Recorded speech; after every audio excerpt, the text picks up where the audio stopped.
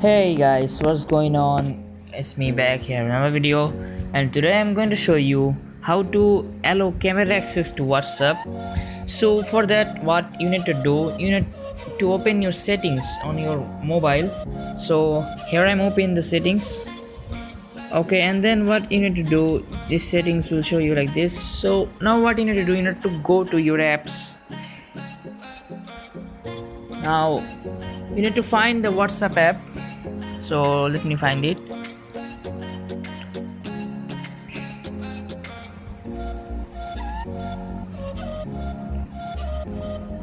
Okay, here I find it. So now just click on it, and now you will see there are many options. Now go to the permission one. Here is the permissions.